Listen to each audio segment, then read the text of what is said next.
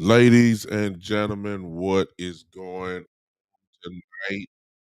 What is going on tonight? I know it is at a late moment. I understand that, and I'm not on at the usual time that I am usually slated for, which is at 7 p.m. But nonetheless, welcome once again to the Big Time Show podcast that is being seen and heard live pretty much from all different places live. We've been seeing presently on Facebook and on Twitter and YouTube and on the Sports Empire Network.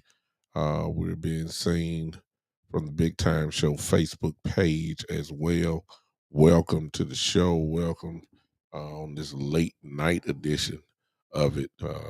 Not used to coming on this late, but I had few things that were going on personally that I had to attend to.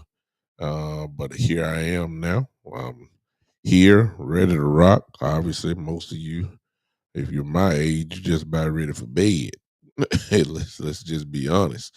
Most of you that are watching me now, if you're my age, you can't stay up like you used to.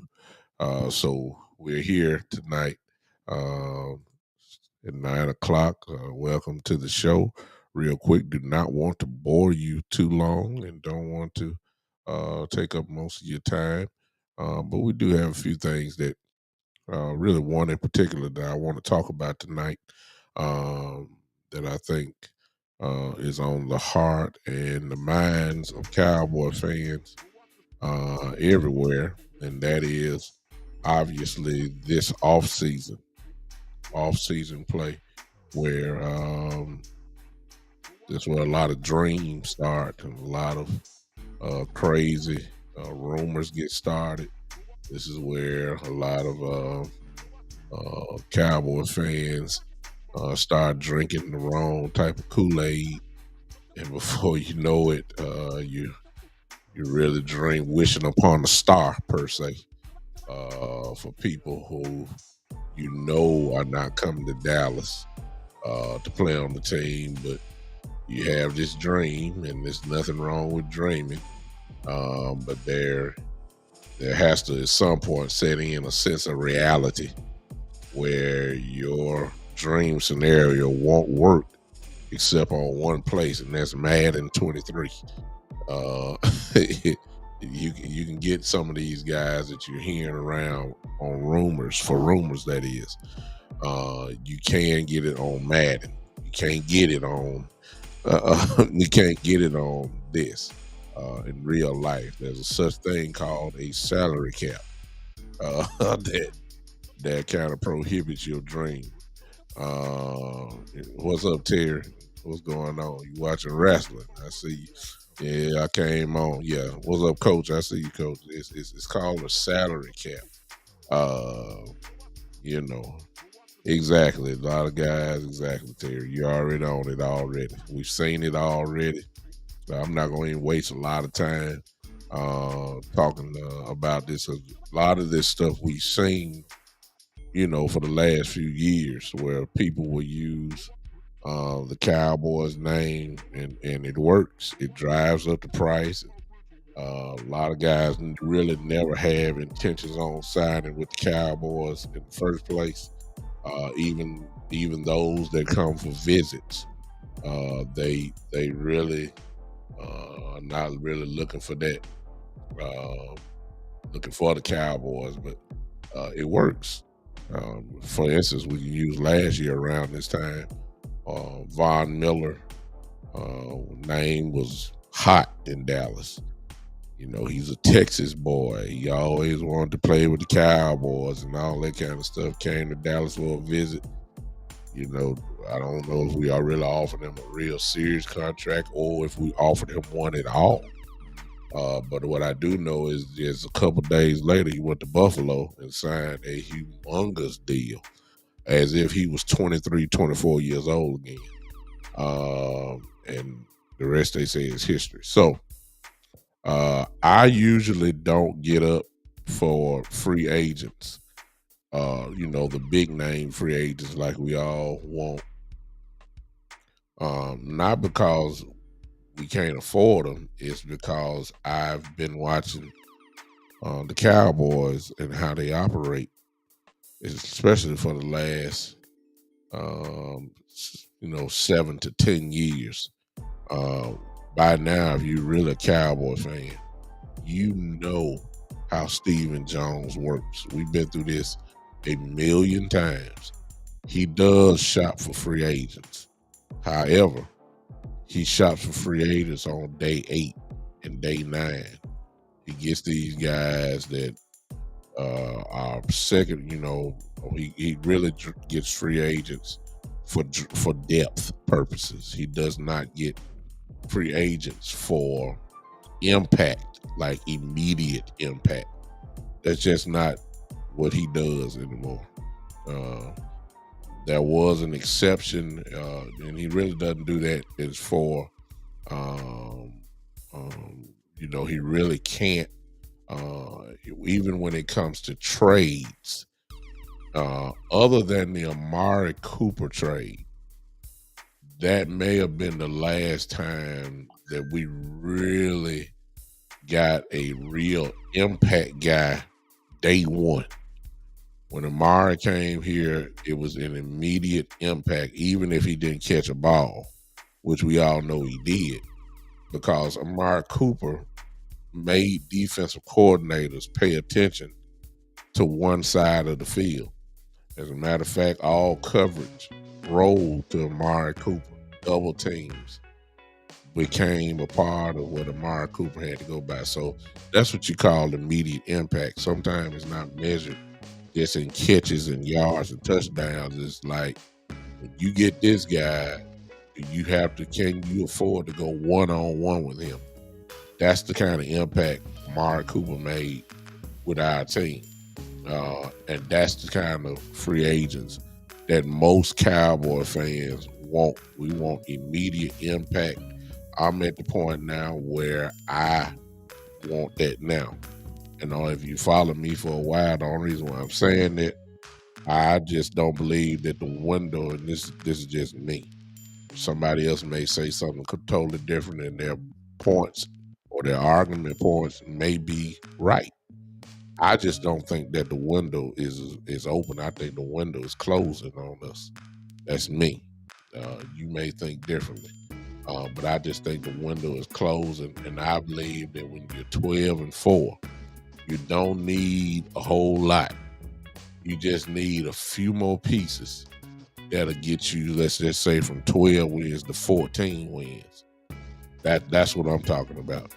Now, does those 14 wins mean that you going to the Super Bowl? Of course not.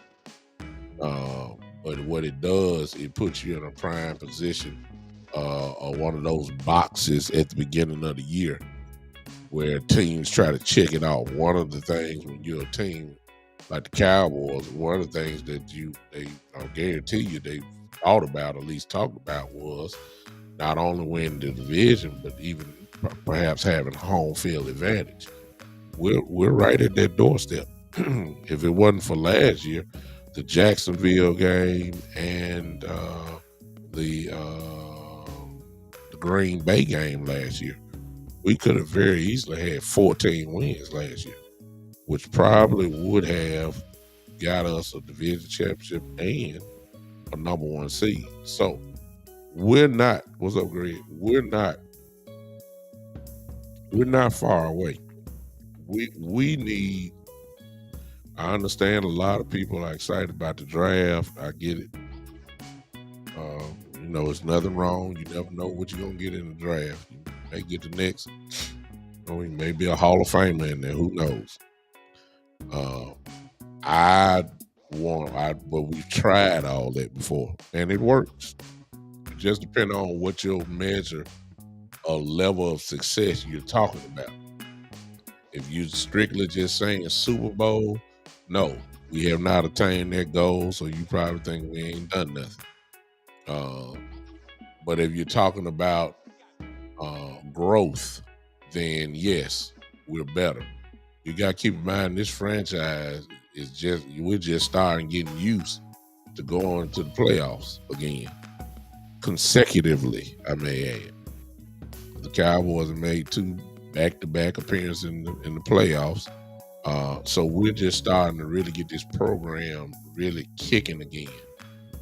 So it just really all depends on what your measure of success is. Uh, oh, it's coming, Coach. I'm almost there. I'm almost there, Coach. I appreciate you, man. Thank you. I'm almost there with that. Almost. I'm close, real close. That's coming. But if you want to give, those that want to give, if you're on Facebook, I have that on whatever page you're looking for right there. You'll know the stars are right there. I don't really just, say nothing about it, but it's right there. The show is earned the right to have stars. So if you want to support that way, you can. You can support doing the show by doing stars. Appreciate you. Uh, we are at the point now, what at least my view, we've seen the draft and developmental stage. It works. Okay, you can't. It does work. But what it has not done, and this is the bottom line, it has not taken us over the hump. And don't get it wrong, it has the draft and developmental stage. And what I'm talking about is guys who we've drafted in the first 4 years or so. What it has produced is Pro Bowlers. So we're not gonna act like it's just not a success now. I know we like to hammer down on Steven and Jerry and all that, but these guys have produced Pro Bowlers with their system. Matter of fact, let's take it a step further. The draft and developmental stage has produced all pros. First and second team, all pros with guys who they drafted, and within the first 3 years, they're Pro Bowlers. We got a nice little list to look from that. We can start with your quarterback, Pro Bowler, his first few years. Zeke Elliott, first Pro Bowler. Zach Martin, all pro is, since he walked in the door. I mean, we go Michael Parsons, 2-time first team All Pro. I mean, Diggs, All Pro. I mean, that you can't argue. I know I'm leaving some folks, even the people that we like to get rid of. Do you realize that Leighton Vander Esch in his rookie year was a first team All Pro? I know that messed you up, but that's the truth. Leighton Vander Esch in his first year was a first team All Pro. Unbelievable. Y'all see what I'm saying? So we can't just knock what Jerry and Steven have done. We can't just knock it. It has been successful, but it hadn't gotten us over the hump. And that's where my dilemma comes in on, I guess you could say, how to build a football team. No, I'm not asking for us to do like the Rams did. I'm not asking us to do like Tampa Bay did a couple years ago. I'm not even asking what to do like what Philadelphia did by getting free agents and then, of course, building on the draft from last year. What I'm talking about is this roster that the Cowboys have been known as being one of the top rosters in the NFL. I mean, every year. We always get that credit of having one of the best rosters in the league. I mean, that's just come along with it, and it's the truth. But we're missing one element. To me, we're missing some elements, and then we don't need much. We don't need much. We don't need much. What we need is some real impact guys. That same type of impact that Amari Cooper had when he first got here. I'm talking about day one impact. day one difference makers. Day one guys that you know because you got this guy, you really got a shot to do something different. That's what I'm talking about. That's what I'm talking about. And so out of all these rumors and stuff like that, there are a lot of names that have been called up. First of all, we already know Stephen Jones not gonna do it. We know Jerry Jones is not gonna do it. However, there are some guys that I think is interesting. I think it's real interesting.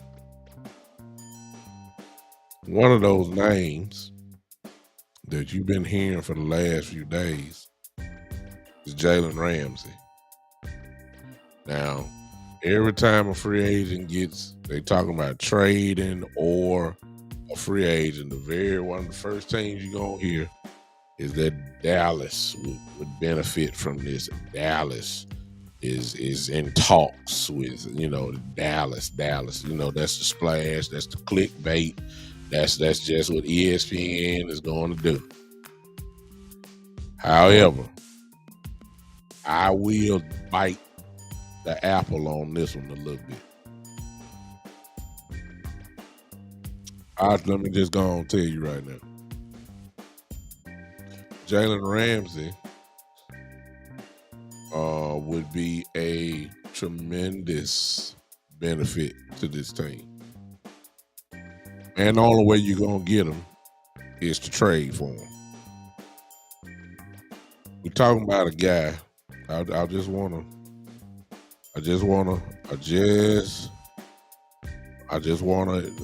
say this.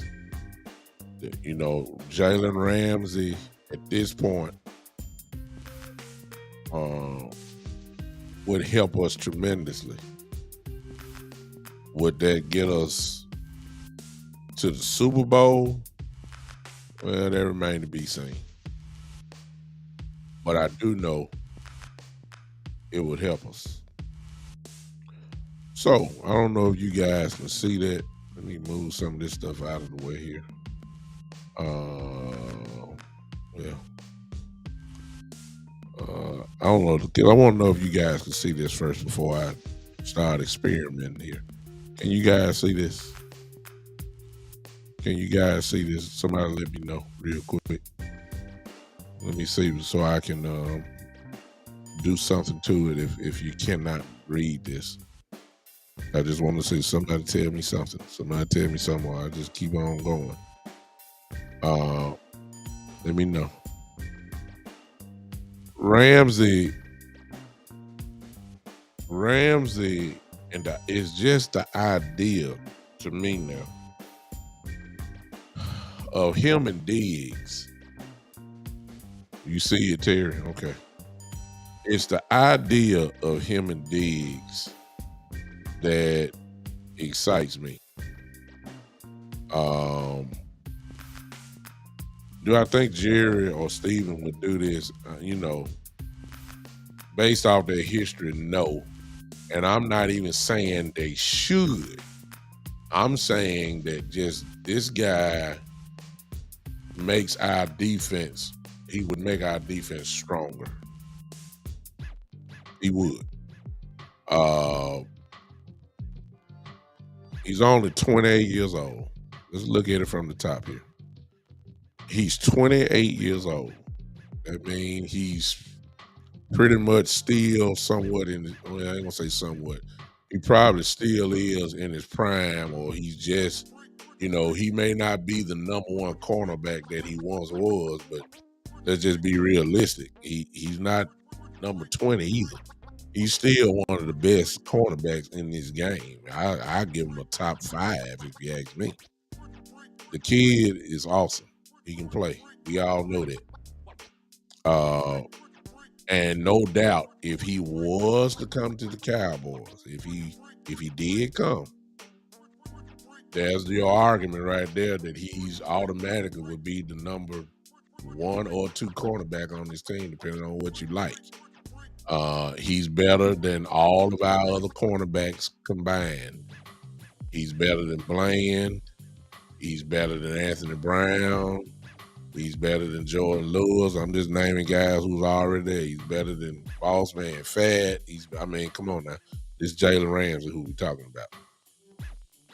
There's no way you can add a guy to this team and say that this defense would not be better. The idea of having two number one cornerbacks on this team excites me.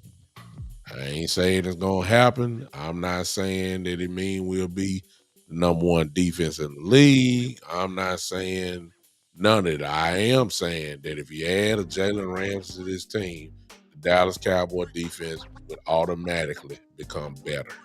There's no doubt about that. No doubt at all. And because of the Philadelphia Eagles, who have two number one receivers, the idea of having two number one cornerbacks excites me. I would love to have Jalen Ramsey on A.J. Brown and Dez get Devontae Smith. I don't see no problem with it. I would love it. That's just football wise. But as we all know, it's more than just football. Because when you start looking now at the contract, and let's focus in on 2023. Let me spread that out just a little bit more for y'all, just in case. As you see there by his contract, that his base salary for this upcoming year will be $17 million for this year. If you trade for him, this is what you're going to have to pay him unless you're restructuring his deal. And Jalen, as you can see underneath there, here's the key. It's a potential out for 4 years, $75 million, X amount of money to go along with the 475. So that's an average of 4.3. Let's say 335. 18. That's about $18 million base salary next year. So that's an increase if you were to go that route. But here's what the problem will be if you do this. Diggs is right around the corner getting paid too. So whatever you're paying Ramsey, if you were to get him, you're going to have to pay more to get Diggs. That's business. That's just the way it is. So the first obvious thing is, will Jerry and Stephen Jones have two cornerbacks making almost $40 million combined in a season? Now, the answer to that is going to be no. I mean, I can tell you that right now. I mean, that's why I was saying. I'm just saying it won't happen. It won't happen. If you were to, I don't see it happening. I'm just saying this intrigues me if you can get Ramsey and possibly restructure a deal that works. That's the only name that I can see working out. It has a lot of pluses if you really were serious about that. And yes, I'm saying that Jalen Ramsey, the trade, is a Super Bowl type trade.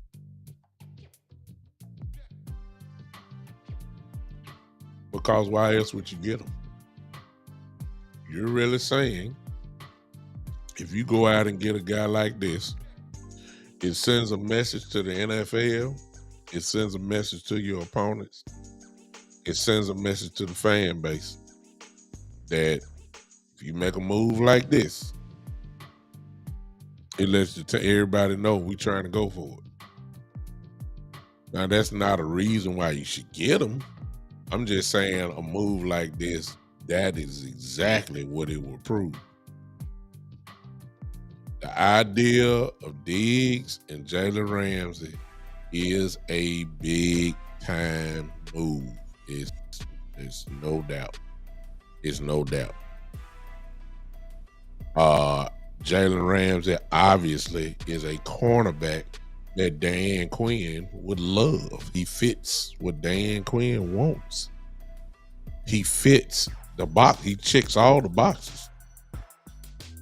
He does. He checks all the boxes that um, that Dan Quinn likes in his cornerbacks. I mean, it's a lot of pluses that would fit for Jalen Ramsey to move in. Yes, there are other needs, obviously. There are other needs that we need on this team. Um, you know, but this is the guy that I think that I everybody wants Deron Payne, everybody. But Washington probably may even put the franchise tag on. They're not gonna let him go. They're not gonna let him go. They're not gonna let him go, y'all.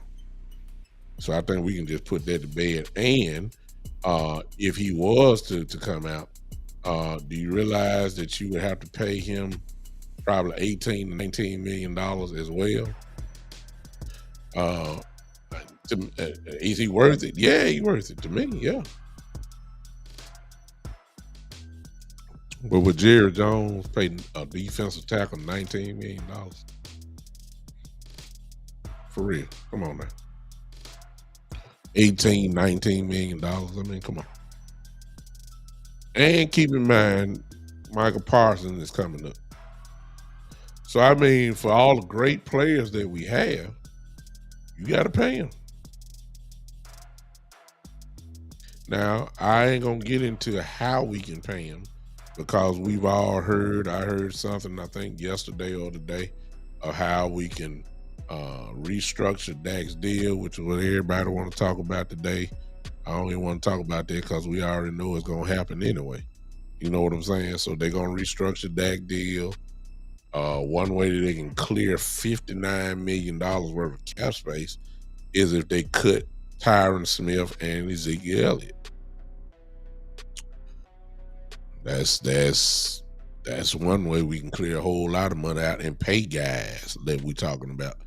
But the chance of that happening is not going to happen because the Cowboys are loyal to a default. Some of my foundational players, and we hold on them too long. We hold on them way too long. I got a feeling one of those that's going to happen with Zeke and Tyron Smith. You're going to pay the price for some guys that, are older or won't be there too much longer. I just feel like you may not feel like it. Like I said, I feel like that if we add one or two more guys, a real impact guy, it could be just one. It ain't got to be two. I ain't saying we got to buy a Pro Bowl team. I ain't even saying that. I'm just saying at least give me one. Give me one. Oh, a guy that's going to come in and immediately come in and make things happen. That's all I want. If you're going to tell me that the draft is our only way of getting better this year, and I know we're going to get some free agents, but I don't want the depth free agents. I'm tired of it. Every free agent you got to get somebody that's probably going to barely make the 53-man roster or won't even dress or for game day, or better yet, or they sign to the practice squad. I don't want them type guys. We done that. I don't want that. Give me a guy that's gonna come in and gonna dominate day one.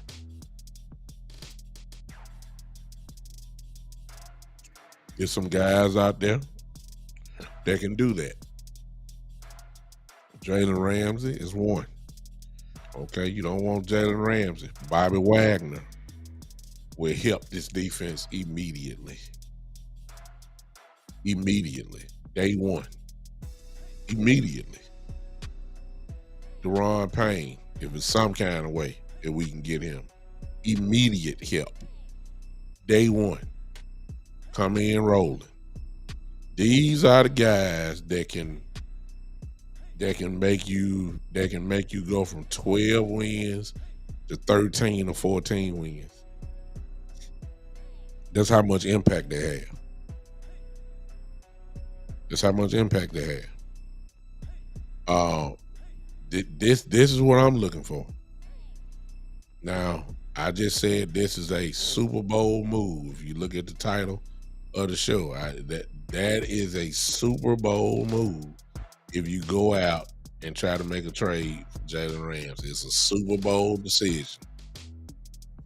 That's what it is. And I don't know if I know Jerry and Steve, like I've seen it. I doubt very seriously that this trade will happen.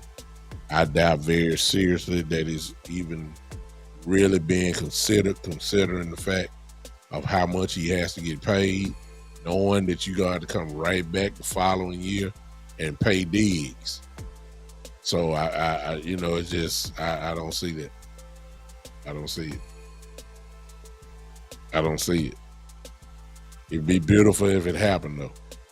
So I'm not even saying I don't even think this. To be honest with you, I really don't. I'm telling you, I'm just dreaming now. I really don't think that this is reality. The thought of even getting him a chance to trade. And here's the other thing, the part that I didn't say. If you were to get Jalen Ramsey, what in the world would the Cowboys have to give up to get him? Considering the fact that we know how much Stephen Jones and Jerry Jones love their draft picks, well, you automatically know you're going to have to get rid of some of your draft picks in order to get a guy like this. This is the price that you pay for real good players. You got to give up something. You got to have to sacrifice. And I don't think the Cowboys want to give up no draft picks. They love them too much. I mean, the price tag, even though it shouldn't be crazy, but Jalen Ramsey still is Jalen Ramsey. He still can play. He's still one of the top cornerbacks in this league. He's still all pro level. This dude is the truth. He's considered one of the best cover corners in the game. And look, this dude is the truth, and you gonna have to pay the price. You got to pay the price to get him. I don't see the Cowboys paying that price. That's another reason why I don't think it's gonna happen. I just think that he just, I'm talking about he when I say Steven, he's just super cheap. You don't want to give that up. You don't want to give up no draft pick. They value their guys too much, They value the guys too much. So I don't think this is really gonna happen.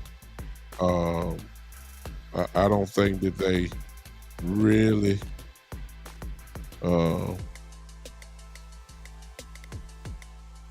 don't want to do that. I just don't. Greg says fan base don't want to hear this, but the Cowboys are going to have to make the moves on some big contracts on both sides of the cow ball to free up cap space. Well, every organization has to do that. It's just the Cowboys have shown ways to try to make it work, even when they know the guys aren't what they once were. If they free up Tyron Smith and Ezekiel, if they cut them, that's $59 million saved right there.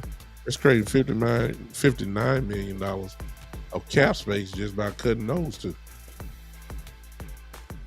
I mean, hey, you cut them two, you can do some of the things I'm talking about right now.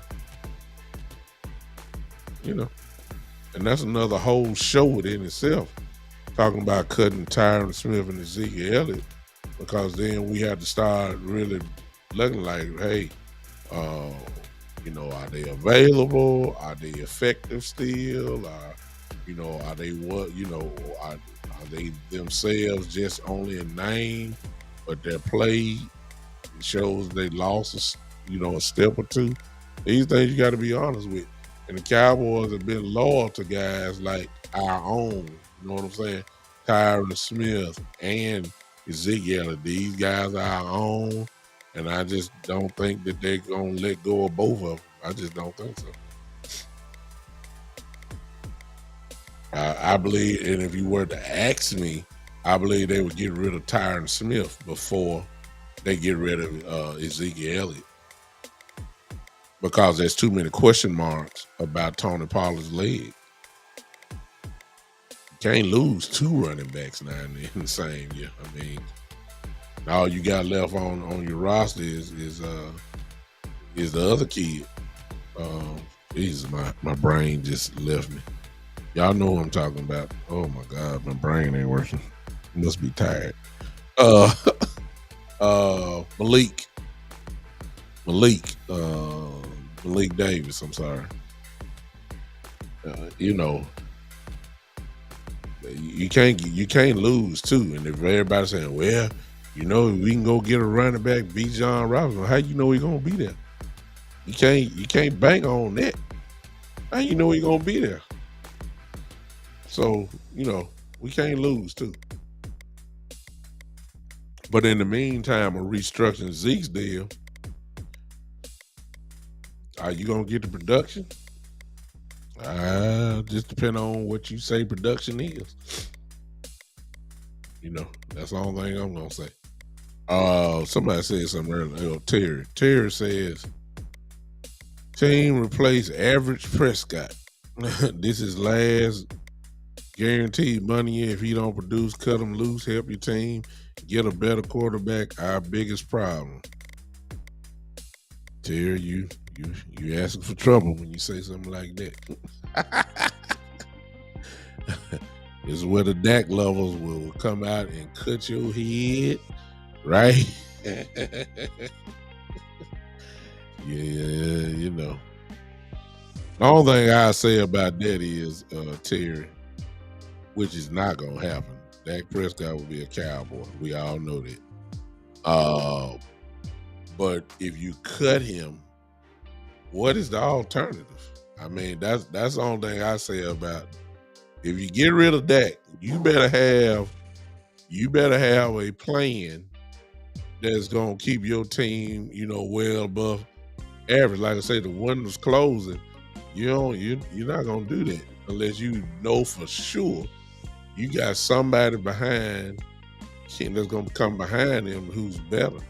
And the only way you're gonna find guys like that is unless it's a free agent that's getting ready to leave their team, because it's not in the draft. You know what I'm saying? You don't turn the keys over into the hands of a rookie right now. No, not this year, not next year. So what is the alternative? Because let's be honest and truthful. No, Dak Prescott is not a top 5 quarterback, but he's not a top 15 one either. If you gonna get rid of him or let him walk, you better have somebody that's better than him. I don't even want the one that's the same skill level. If you gonna let him ride, you better bring in somebody who's much better than even he was. That's the only thing I'm gonna say about Dak. If you letting go of Dak, because quarterbacks don't grow on trees. Let's just be honest about it. There's levels to this thing. And if you got one of these guys that can, that you can't just get rid of like that, like you can't do that. He ain't like the Houston, Texas cornerback. You know what I'm saying? David Mills or somebody. He ain't like that. No, he's not like that. This guy, you don't find quarterback on trees, and they ain't in college either.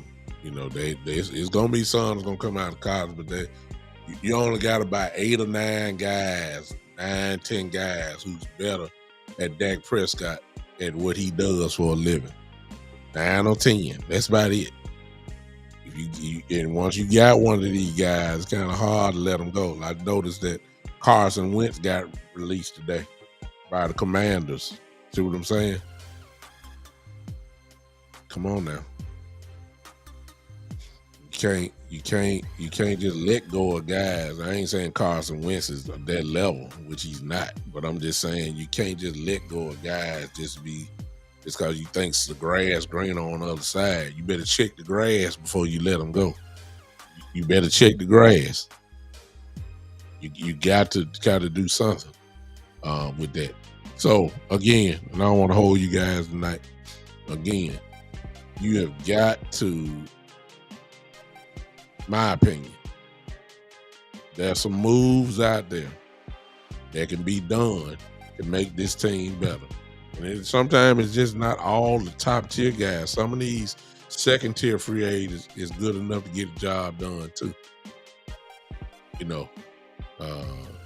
Folks saying Dak need the weapons and all that kind of stuff. Well, they out there. They're out there. Just gotta see how you gonna make it happen. And Jared and them may not do absolutely nothing. They may use every draft pick they got. That's what they've been doing the last few years. They just might go ahead and just, use first, second, first, all the way through the 7th round. And just let them draft and say, hey, we're going to depend on Jalen Tolbert to be the man. We're going to depend on all those guys. So it's just what it is. Terry said, try something. He said, because this ain't working.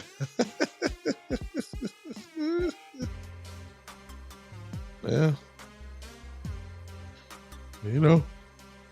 I ain't going to argue. Dak Prescott his beauty is in the eye of the beholder. Some say he's beautiful. Some say he's not. Some say he's great. Some say he trash. It just all depends on what your eyes see. He won over the last 2 years. He's won 24 games and lost 10. That's pretty good. That's pretty good, y'all. I know we seen the interceptions and all that kind of stuff, but he's 24-10 over the last 2 seasons. Being the starting quarterback for your Dallas Cowboys, I believe any organization in the world would take that. I believe that. Yeah, I believe that. Look, 24-10. That's pretty good. I'm sorry. He's won. He has won. He ain't ruined a lot of games. 24-10 over the last 2 years. That sounds like he's a pretty good quarterback now. Let's not act like this dude is just trash. No, he's not trash. He just ain't took that label off of him yet. Win, quote unquote, the big game. That's what his problem is. Until he erases that, that's when you might see something. So again, tonight, Jalen Ramsey. I personally love the idea. Football wise, I love the idea. Ain't no sense in me lying about it. Money wise, however, is gonna be a problem. And because of that, I don't think the Cowboys will pull the trigger on that at all. I know Stephen Jones. I know how he operates. I've seen it now for the last God knows how many years. He is who he is. We shouldn't expect anything different. You know they're gonna lean heavily on the draft, and they're gonna use the free agent pool for depth, not for impact. That's the MO for Stephen Jones, Jerry Jones, Will McClay. This is what they do. I don't see why anything is gonna be different. So I hope the dream does happen, but I doubt it very seriously. All right. I appreciate y'all tonight. Time for some of y'all to go to bed. That's myself included too, I may add. That's myself included, I may add. It's time for me to lay it down and go to bed too. All right. Gotta get up in the morning, get ready to go to work. Tired. Until then, ladies and gentlemen, I'm not done. The phone line is open. I ain't gonna do y'all like that. Y'all stayed up with me. Y'all stayed up with me for this. Least I can do is open up the phone line real quick. You can go ahead and call in right now. We'll do a couple and then we're gonna get out of here. Appreciate everybody hanging with me. Do you agree with me? There are some Super Bowl moves out here. It is. It is. This would be one of them. Here we go. Let me see who this is. Call from. All right. All right. There he is. The one and only. Coach Mar, what's going on, brother? What's going on with Big Time? What's going on with you, man? You know something, man? Big Time, yeah, you know, there's a lot of things floating around out there about the Cowboys. The first one is just correct one thing. $59 million, they say they, you know, and we hear these reports, and then when somebody speaks about the report and really, it's not just fit. Mm-hmm. Hello? Coach, you there? All right. Coach, I think I lost Coach. Who is this? Gary. To accept, press 1. To send a voice. In the first grade. Hey, Terry. Terry? Hey, how's it going, Bishop? Hey, man. I think Coach Marv. Yeah. Coach Marv, you there? I lost you. So I picked up Terry. Give me a call back, Coach, if you're listening. Once I get through with Terry here, give me a call right back. All right, go ahead, Terry. Well, you know, I was just going to say insanity. Doing the same thing over and over and over, expecting a different result. Mm-hmm. And if you're going ahead and look at it, we keep doing the same old thing. Dak ain't got it. Realize that this boy ain't got it.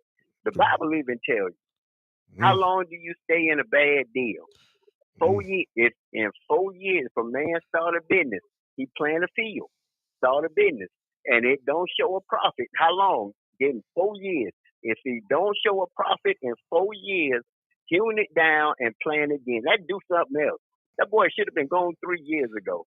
Ain't no ifs, ands, or buts about it. That's the Bible. That's the book. That boy ain't got it. He should have been gone.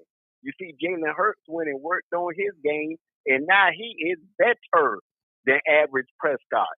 And fact of the matter is, the boy ain't got it. Stop trying to build up everything around him. Realize he ain't got it.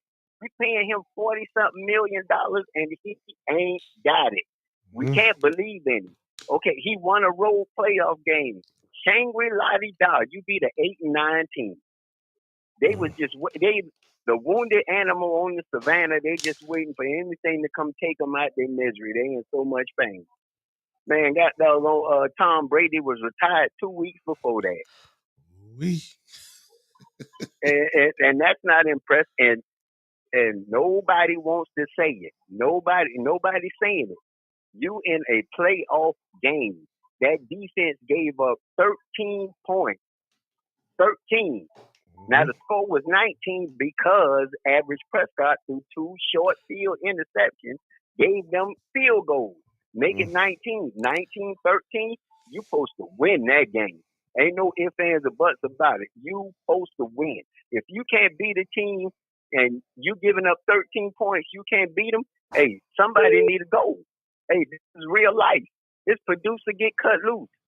How many times I got for my wife to walk in the door and flip the lights and it don't come on? You think she gonna put up with 7 years of that? Do I have 7 years? I'm looking at her right now and she looking at me funny. She telling me you ain't got 7 minutes. So I mean this is life. And hold on, Coach Mar. Hold on, Coach Mar. I'm coming back. Put some fire under Stephen Jones. Put some fire under. Hey, they too comfortable in that front office. Let them know you can't be replaced. This is real life. 1983, Ronald Reagan turned this country, and the producer get cut loose. Don't keep continuing this cycle of ineptitude. It's not good enough. Do something to show me that you're trying to get better. Well, the most important part is the quarterback. Well, this is where I said when it comes to Dak Prescott, unfortunately for him, his beauty is in the eye of the beholder. I ain't gonna go that deep on Dak like you just did, but some of the things that you are mentioning, you have to sit down and think about it. Because what I've said about Dak is that the narrative has not changed on him.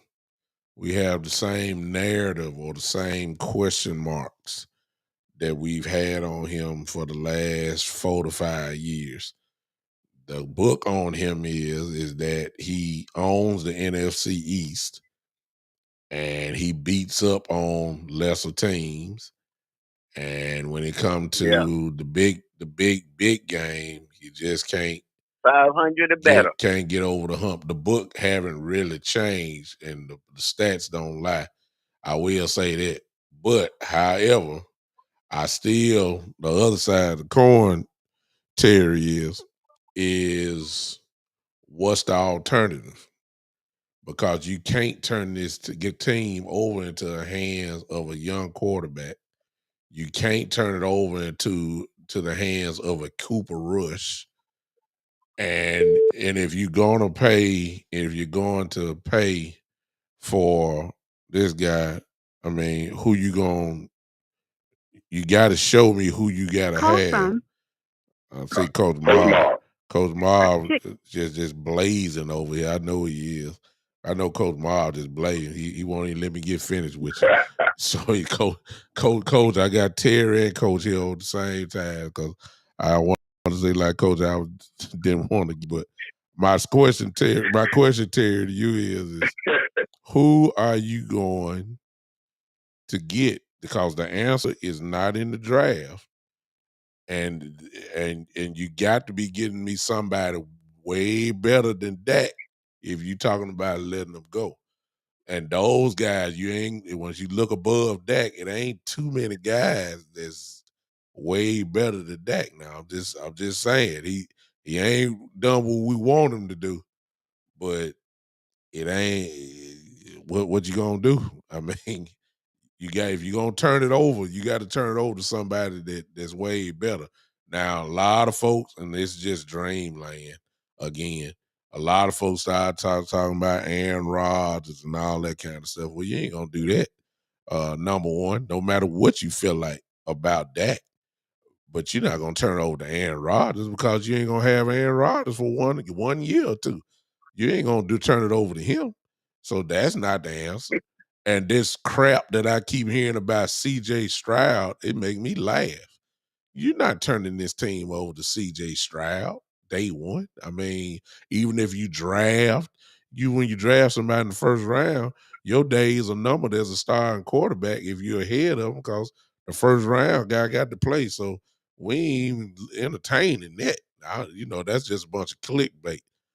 They're committed to Dak Prescott. There ain't no doubt about that. He's gonna be a Cowboy for a long time. So we just got to make sure that we put stuff around. I can't talk. Coach Marv, go ahead. I know you're on there. Hey, how you doing, good time? My question to that is, who else in the league? The criteria that they rank, we rank that Prescott about the big games, win the big game. So tell me what quarterback in the league right now, if we're doing our ranking about winning big games, is over Dak Prescott. Yeah. And number two, because Patrick Mahomes been in 3 of the last Super Bowls. Joe Burrow been in one of them, and then you had the great Tom Brady, who's been in with Tampa Bay, but he's been in multiple Super Bowls. Even the Aaron Rodgers has lost more big games and playoff games than Dak Prescott by far. He done lost about 4 or 5 NFC. He done lost about 4 or 5 NFC championship games. Yeah. I mean, he has lost a lot of big games. Yeah. And I mean, some of the big games, he looked horrible. I remember 4 years ago against San Francisco, threw about 4 or 5 years. Listen. I got one better than that, Coach. A lot of them games he lost was right there when at a place where everybody said he had no chance to win. And that's in Green Bay. He lost at home in the frozen tundra where nobody want to come in the NFC Championship game and all that kind of stuff. So I don't get that. I think this Terry coming back. I don't know who this is. Terry. Yeah, Terry. The coach, I'm gonna bring him on. Because we have the opposite end of the spectrum here. We got somebody who says Dak, you gotta get out of here. Then you got coach who's saying, no, Dak need to stay. Terry, what you talking about? You got on with Coach Marv now. Terry, are you there? Yeah, I'm here.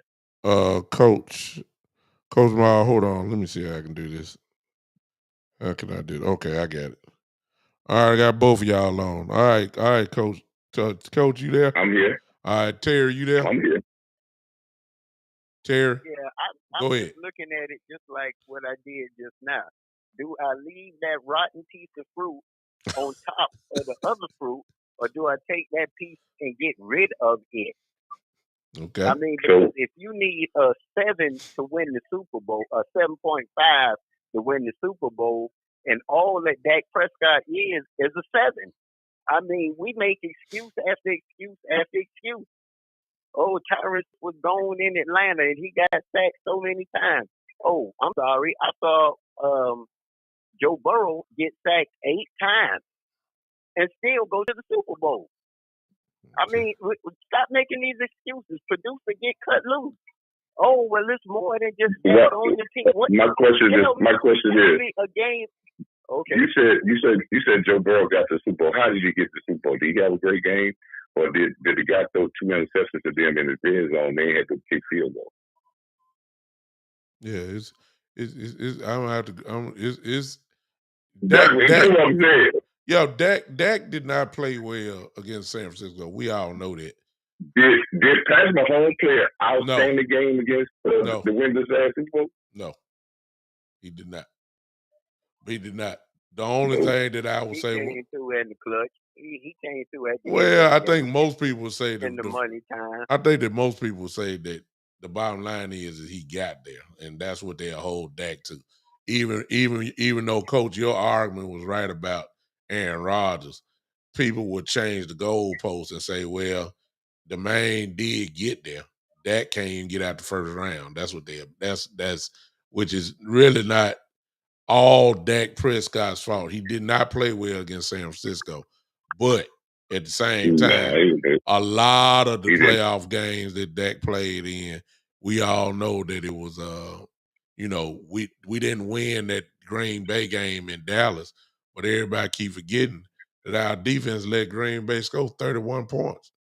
We jumped out on 31-3. That ain't on Dak now. We didn't win the game. We didn't win the playoff game against the Rams. Yeah. So tell me the record of teams that win a playoff game when you give up 245 rushing yards? Yeah. So I mean, it's not all on Dak, but I get what you're saying this time, Terry. My point. That was my point. if you're talking about a free agent, it needs to be Mr. Payne. Nobody else, because all that other stuff. I mean, uh, even if you get Jalen Ramsey in some, I don't know, crazy world or whatever, some mystery world or whatever, you get Jalen Ramsey. I mean, Stephen Jones just opened up the checkbook. You get Jalen Ramsey. All they're gonna do is go in ahead and exploit our weakness that has been our weakness forever. In 4 days, they're gonna turn around and run the ball on you. Yeah. That's all they're gonna do. Run the ball down your throat. I ain't gonna argue with you, Terry, because that's why I say when you start talking about, I got another free agent. If you don't get Payne gonna be franchise tag. Yeah, he gonna get franchise. But somebody, Payne gonna get franchise tag. But somebody who gets just as good as Payne, somebody just as good as Payne and put up just as good as numbers as Payne, and probably better numbers than Payne, would kill two birds with one stone. And they gonna let him go because they ain't got the money to pay for him. Deron Hargrave is beautiful. Hargrave, the Eagles can't pay him. Beautiful. Listen, man, if we think the Eagles gonna get better, that's fool's gold. They don't have to let Payne go. They don't have no defensive lineman signed other than Jordan Davis. Yeah. They have no linebacker but one linebacker that's a rookie that didn't play last year. Yeah. Two of their secondary guys are free agents, and two of their offensive linemen are free agents. And they got to sign Jalen Ramsey. They got to sign Hurts to his extension. Don't feel when the fools go that the Eagles going to be better next year. That's impossible. My wife is amazingly. My wife is an Eagles fan, and she's salivating at the mouth. But this is my conversation. But she keep telling me that Jalen Hurts is not that kind of guy, and he's not going to take all that money, and they're going to leave money around to sign these other guys on the team. And Hargrove he want to be in Philly, and that's all whatever talk. But when it's all about what the agents want, and Jalen Hurts got all these women on his team, see all these new streams of income coming in, and that Amazon money that's coming, they about to steal Thursday night they already got, and they coming after one of them Sunday games. So I mean, they see the money coming, and them women ain't gonna let that money go. So he finna get a big chunk of the money. Wow. So I don't. I'm gonna say something right. No, I'm finna get it. I appreciate you, Terry. I'm gonna say right quick, Big Show. No, let me get it. Terry, I appreciate you, man. Let me get Coach on the dance floor here. I appreciate you, man. Okay. All right, Doc. Stay up, Terry. All right, Doc. All right, man. Appreciate you, Terry. All right, Coach.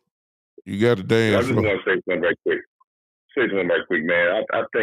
I think our Cowboy fans, man, and I'm a talk to the voice of reason, man.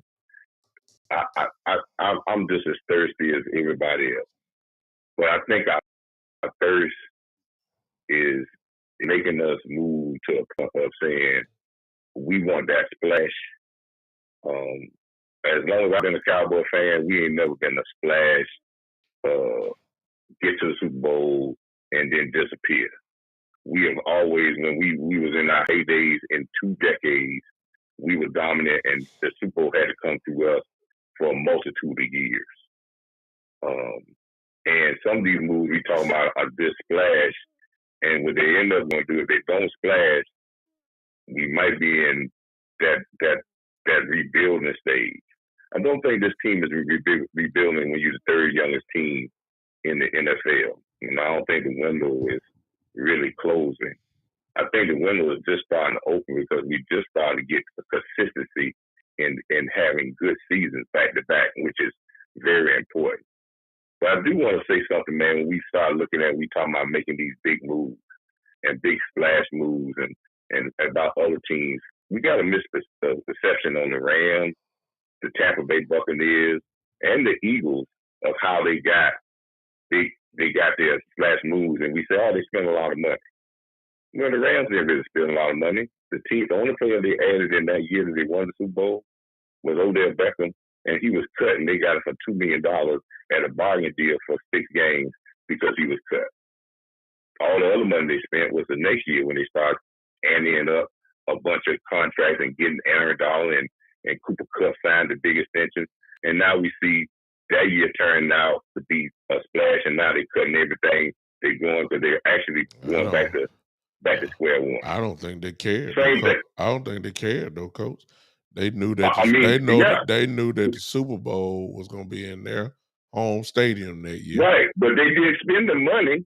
They did spend the money. Oh, they did spend. They got the Super Bowl. They did get one. You forgot. They went and got Vaughn. They went and got Vaughn. Yes, they did spend some money. Okay, this is what it is. You traded to get Von Miller they got Von Miller for the last 6 games. When you traded to get Von Miller, you only paid him for the last 6 games. Yeah. When his contract came up, you knew you was just doing it for one. You caught a team that was trying to get rid of because they was on the rebuild and they was gonna get him. Yeah. If you look at the history of the NFL, and this is recent all the way back, free agent signings that are very big impact signings, there's very little or none. Now, if you're going to get a guy from a trade, and you may have to catch a team that's trying to get rid of it. If you're looking for a cornerback, you're going to have to get a guy from a trade because if a guy is a marquee free agent that's a dominant player, 9 times out of 10 with a franchise tag, he's staying where he's put. Now, you may get a trade, but you got to catch lightning in the bottle. You got to catch lightning in the ball like Philadelphia did. They played it smart. Don't forget, they also did a little few game rental with Sue, if I'm not mistaken, too. Remember the Rams did Dominican Sue that year. What I'm talking about was that Tampa. I'm sorry, Tampa. That's when he was with Tampa. Yeah, the Tampa Bay when people say Tampa spent a whole lot of money, they caught a guy that was a free agent in Tom Brady that wanted to go to Florida because he wanted to get out of New England. He wanted to go to a warm weather. You think about it, Tom Brady didn't take market money when he signed with Tampa. No. He took $30 million a year. Yeah. And then the guy, they said he spent a whole lot of money on Gronkowski. Gronkowski came there because he only wants to play with Tom Brady. So that's an easy sign. Yeah. Well, they spent money on Antonio Brown. Antonio Brown took a basic level contract because he wanted to play with Tom Brady. Yeah. They didn't go out and when they did spend when they did spend the money the next year when their free agents was all up and they said we want to run it back, and then they started giving the Bears and all these people the big money because a lot of that team that they won with was homegrown. Yeah. Was guys they had already had that they had drafted that got to the maturity, and they said, okay, now they're ready to win a Super Bowl. And that's not guys that you're gonna get out of 1 or 2 years, but you're at a point. Yes, we're gonna have to get someone, but hitting a home run with a big time free agent, if the Cowboys gonna make any move, it's gonna be with drafting now. And the problem is this, or trade. The problem with Jalen Ramsey is this. You got to sign Diggs now. Oh, Diggs is not a first-round draft pick. Yeah, that's what I said. He's not a first-round draft pick, so he's in his lame duck year next year. Yeah. You think Diggs gonna come out there and say you just traded a guy named Jalen Ramsey that's making money, and you want me to play on a 1 year, $4 million contract? If I get hurt, I'm not gonna get my payday. Yeah, that's why I said that's gonna happen. It don't even make sense. That's why I said before. Just in football wise, it makes sense, but not contract wise, it don't make sense at all. And this is what I want people to understand. There is not a team in this league that has 2 $20 million cornerbacks. Exactly. There ain't gonna be a team in this league that listen. Kansas City showed you that they were not gonna have a $29 or $30 million receiver and a $30 million tight end. Nope. They said what they said. We're gonna trust our coaching staff to get pieces in here, and we're gonna formulate 2 or 3 guys that can do maybe not do what Tyreek Hill do, but I believe in my coaching staff enough to know if I get someone else in here and they're gonna be 1 year rentals because they're gonna get rid of all those guys. Shooters, they not even gonna sign him. He was there for a purpose. They let him do a certain job, and then they push him on down the line. And some of them got it for cheap too, like a Dominican Sue who was a Ram too. He only played a few games, and they just got, they knew it was going to be over with, and they got him for cheap too. But Sue still had some gas left in that tank, and actually had gas left for Philadelphia this year too, just a little bit. But he wanted to, dominate, but he was cheap. He still just had some gas in the tank. Yeah, so they're trying to half a year. Now I'm telling you this is what we talk about. We talk about, and this is the great thing about what I believe Andy Reid and his coaching staff is how you coach yourself up to a Super Bowl. We talk about Patrick Mahomes.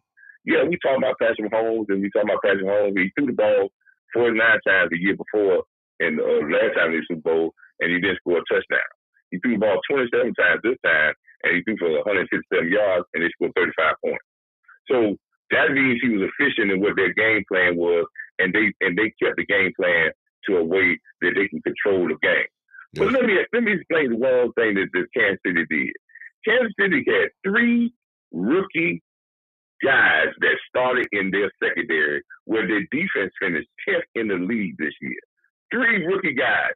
None of those guys were top-ranked draft picks, first and second round guys. But this is where your coaching staff take what you have and they get the most out of it. If any problem in Dallas has been since they had their Super Bowl run, since Jimmy Johnson, it ain't been a collection of players. It's been when you have had people in place that have run the organization that didn't get the maximum of the groceries that you put in the cupboard. Yeah. I've said this and I've said it 1,000 times.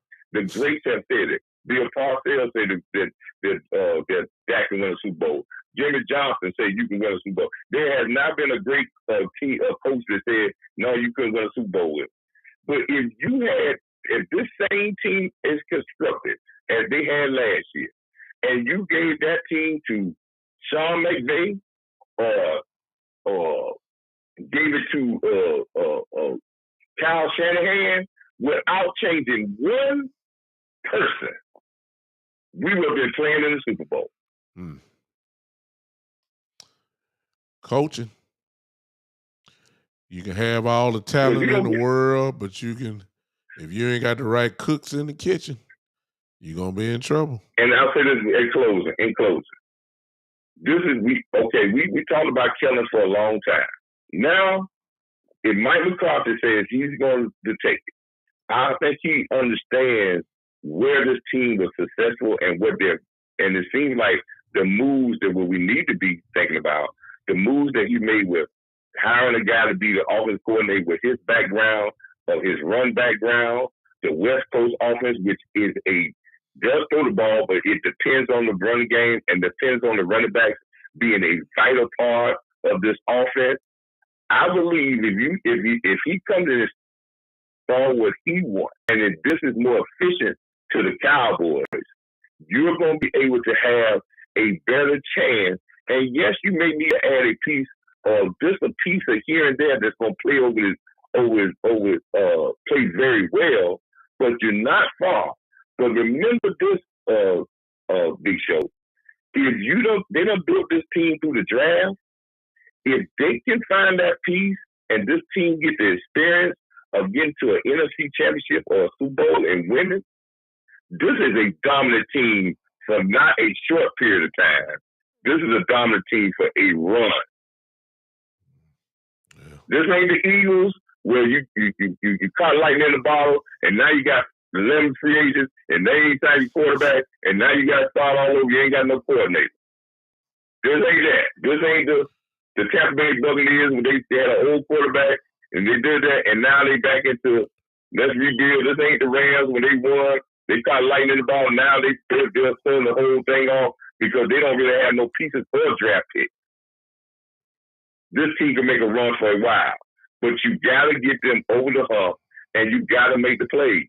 You got to make the plays big on the interception. You got to make the tackles. You got to not turn the ball over, and you got to utilize the assets you have to the best. Because just like you said, this ain't fantasy football. You just can't go pluck people off that. It's the coaches that take what they got with talent and get the best out of it. Yep. I agree, Coach. I appreciate you, man. Thanks for the I insight appreciate you, again. Big Show.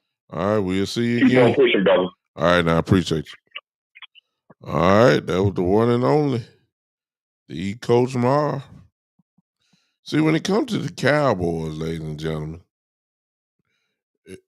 you got a lot of different angles that you can come from.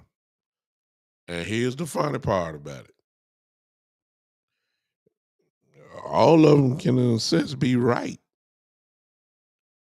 You see, Dak Prescott is turning into, for me, he's turning into one of the most interesting Dallas Cowboys ever, because there's not a consensus opinion about him. You can find a diehard Cowboy fan and can say, hey, this dude is legit. This dude is a top 8, top 9, top 10 quarterback, and you can win with him. And then at the same time, you can find another guy who can say Dak ain't gonna get it done. He's not that good. He's just above average. He gets exposed in big games, and to a degree, that is the truth as well. It ain't been too many Dallas Cowboys that can have that type of distinction, that you're just not 100% sure on the guy. This is what's so strange about him. This is what's so electric about this dude, is that it's not a consensus, overall opinion about this dude. Me personally, because it's been proven, when you surround Dak with a lot of weapons around him, he's much better. That's just the truth. We tried this committee by receiver approach before. It didn't work out. That's why we went and got Amari Cooper from Tennessee. We had it somewhat this year. The difference was that CeeDee Lamb played out of his mind this year, and he was still able to, put up big numbers. But Dak needs a real guy on the other end of him. That's been proven. His best years were when Amari Cooper was there, CeeDee Lamb, and what's my guy? Oh my goodness. Oh, my brain ain't where I'm too tired. Cedric Wilson. The offense was number one in the league. Dak was humming it everywhere. That's the type of guy he needs. He needs those. That's just my opinion. He needs to stop being so loyal to Ezekiel Elliott as well. Zeke is not the same guy. I understand he was injured, but his body is been beat up too much now. Even when he's healthy, he still doesn't have the burst that he used to have. When you don't take the beatings that he's taking, your body's supposed to pay somewhat of a price. We got to stop acting like he the guy. The best running back on this team was Tony Pollard. It was not Ezekiel Elliott. It was Tony Pollard. We still have the major problem. We still have the minute problem of saying that Ezekiel is still the best running back on this roster. That's a lie. That's a lie. He's not. Got coach again. Call from Coach Mark. Go ahead, coach. Hey, big time. I had to call back. You touched the nerve with him. Yeah, I figured I would. Touched the nerve. It's the truth. If anybody watch film and tell me Ezekiel Elliott lost that much, well, tell them let's go and watch it thoroughly. And this, when you watch film on running backs, you can't watch film on running backs comparing them to another running back with another style and say, oh, he don't have it. You know how hard it is? I don't think people understand this. You know how hard it is to run for 875 yards, missing 2 games, and you have another running back is a dynamic in your backfield that runs for 1,000 yards. and you you in a run offense that ran the ball, but not really creative in the running, that don't even have a run game coordinator. He has value. He's just not that guy no more. That's my opinion. He's just not. I'm not saying he I'll can't. tell you this. I'm not saying he's not productive. He's just not that guy that we knew, and most people aren't. He's just not that guy. Go ahead. That's right. He's not productive. He's not that guy that's productive as what we knew. But that doesn't mean No. that he can't be productive for the things that he do for your team. Now, does Ezekiel Elliott know that, okay, no, I understand that, okay, I'm not at that point of I'm a $10 million running back. I'm not at that point where my cap hit is hit $10 million. I understand that, hey, wherever I go, if I leave Dallas, I'm not going to get that payday. That's not going to happen. No. And he understands also that Tony Pollard is where he understands the young guy is, and he knows he's going to get paid. And I don't think we should worry about the failure thing is a bad thing. I mean, those things happen to players. So I don't think that that's going to be a hindrance to him. But I just don't think Tony Pollard is a 20 carry guy, because you can't tell Tony Pollard at this particular in his career if he ain't been a 20 carry guy since probably he ain't never been one. And I'll say this about Tony Pollard: I don't even think that's the gauge. I think Tony Pollard is a 20 carry guy, but here's the question: can he do it for over 17, 18 weeks? Now that part, I don't think he can. So I believe I've seen him get the ball 20 times a game, run the ball. He can do that, but for how long? And that's the issue. I would say this: has anybody made this thought? Had this thought that the production that you got from Tony Pollard is because Ezekiel Elliott carrying some of the ball? I don't know, Coach, because they was stacking the same box.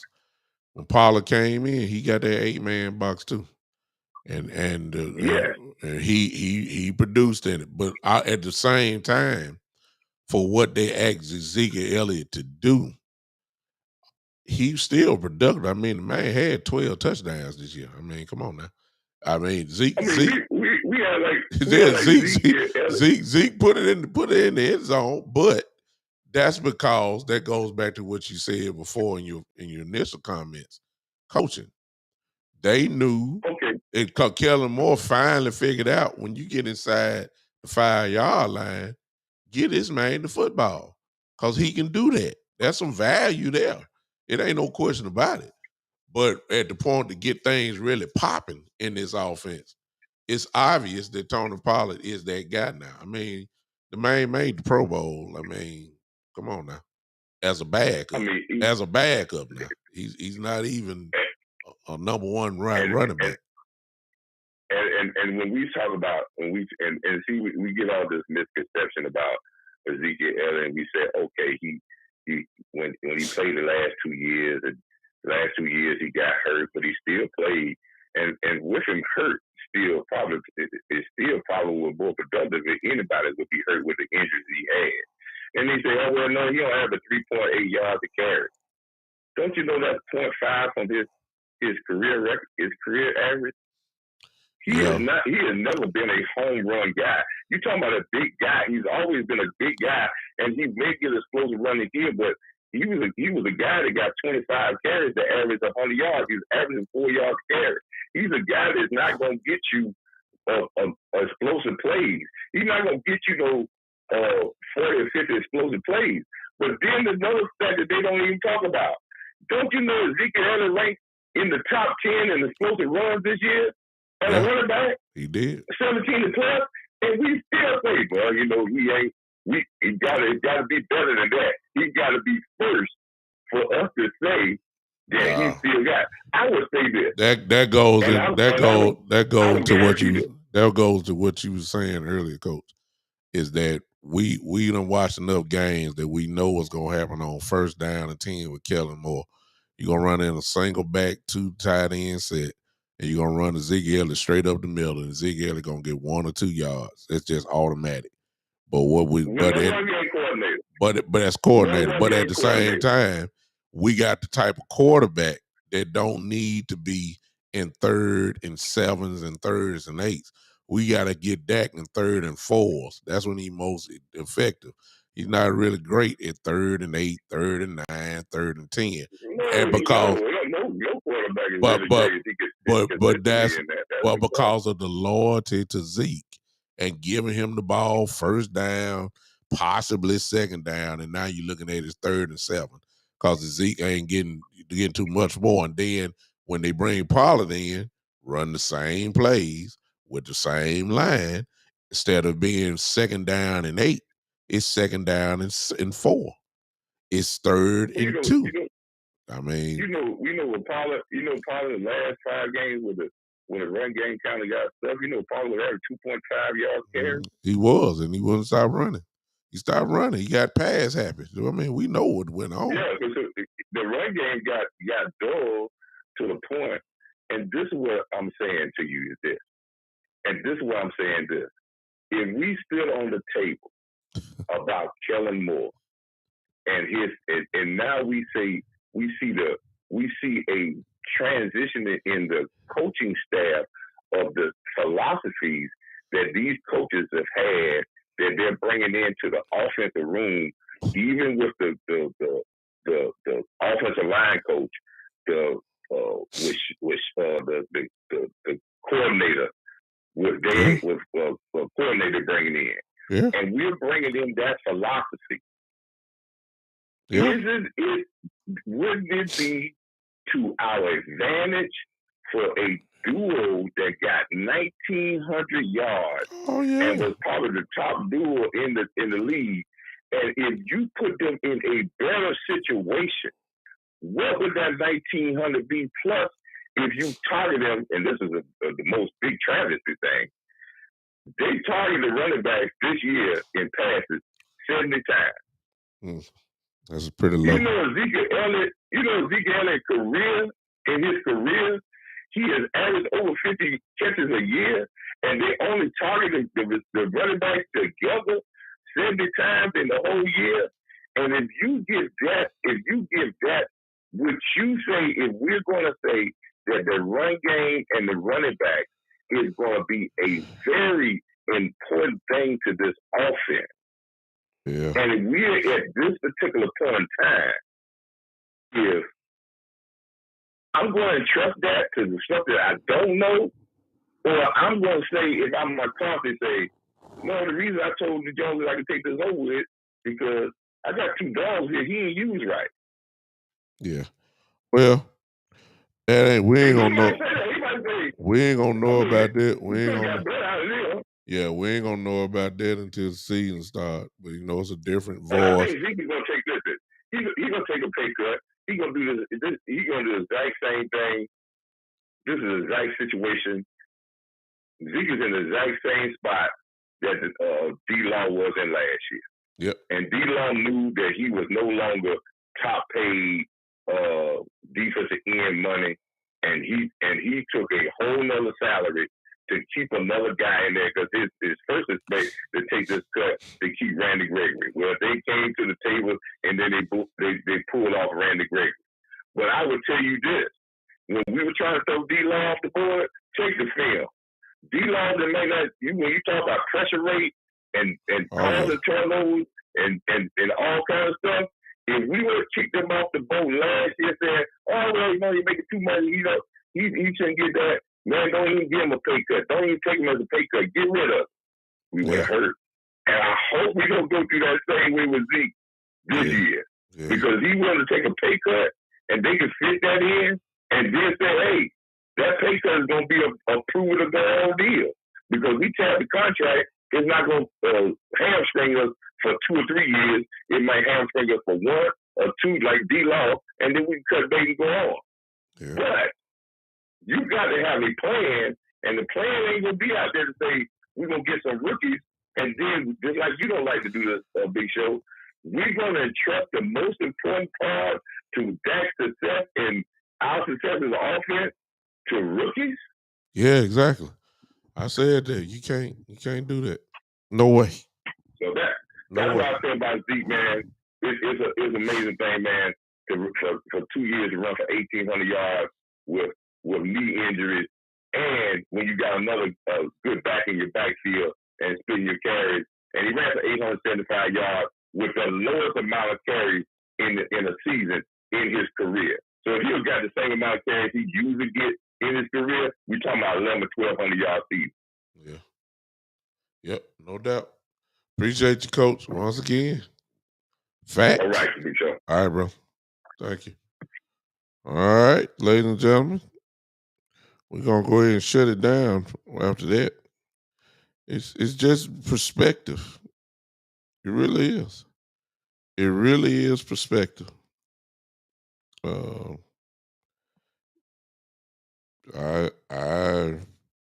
I see it this way.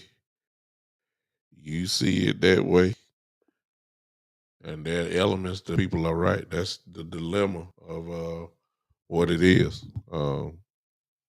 I said this on the show, I believe on Saturday, that Ezekiel Elliott has value. It ain't no question about that. The man had 12 touchdowns, but that's because they finally figured out where he was most effective, and that was inside the 5-yard line.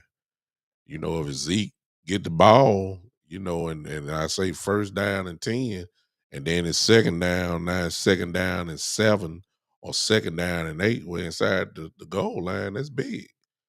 Give it to him twice, he gonna score. 3rd and 1, 3rd and inches. That's where Zeke is tremendously effective. That's why when it comes to Pollard, if you want to get the offense really to be as effective as it can be, you put Pollard in there. If you want to grind it out, if you want to do all that, that's when Zeke comes into play. He's not as explosive as he once was, even though Coach gave the frat and said he had some of the most explosive runs. You know, it's far in between when you actually saw it. But the stats, I guess, don't lie on that part. But my eyes tell me if you want to get this offense popping, it's time to put Pollard in the game. That's where you're going to be the most effective. But there's a place for both of them. It's going to happen anyway. It's hard for me to believe that they're going to let go of Zeke, especially since Pollard is coming off the injury that he's had. You're not going to lose 2 running backs. It's just not going to happen. So I believe they're going to sign him. We'll see. New voice, new game plans, new strategy, new offensive coordinator and Coach McCarthy, new play caller. We ain't gonna know this until, probably after about week 4 when we can finally judge, a little bit. We can't do it after one game. We're gonna see after about week 4 where we can really gauge McCarthy and see how well he's doing or if he's not doing well at all. So it is what it is. Terry say Pollard and Davis the future by Zeke. Hey, first of all, they got to trust Davis. That's the first thing. They didn't do that in the playoff game. So you got to trust to give him the ball, number one, before we do all that. But you're going to have to throw Zeke in because they're going to pay him. All right. It's going to happen. Ladies and gentlemen, I'm out. My time is up. It's been up, actually. We all got to go to work, or some of us got to go to work in the morning. My time is up. I will see you guys this Saturday at 3 p.m. Yeah. It's this Saturday at 3 p.m. We'll try to do all of this again.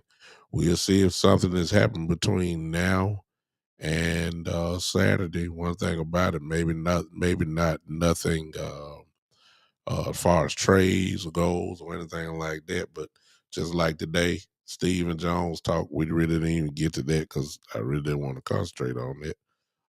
But we'll talk about, the guys starting to talk a little bit now. So whenever they talk, you got to listen. And I guess right now we're just in critiquing mode. about what's going on. So we'll see what happens on Saturday at 3 p.m. I will holler at all of you then. I mean, all of you again. Thanks for listening. These are the ways you can see on the ticker that you can support the podcast. Appreciate all of you doing that. If you haven't subscribed to my YouTube channel, it would be nice if you would do that. I would appreciate it so much. Until then, ladies and gentlemen, thank you for listening to me and thanks for hanging with me tonight. Go ahead and give me, I started to see some clap emojis. I already see it. I already see it. Yeah. Steven talking too much. Terry said, yeah, as usual. But this is what they do. So when they talk, I'm gonna talk. All right, I see Miss Tweety. Yep, you got your clap clans emoji. I don't have to say anything. Y'all know what time it is. Time to put your hands together and let's get out of here together. This has been, ladies and gentlemen, the Big Time Show.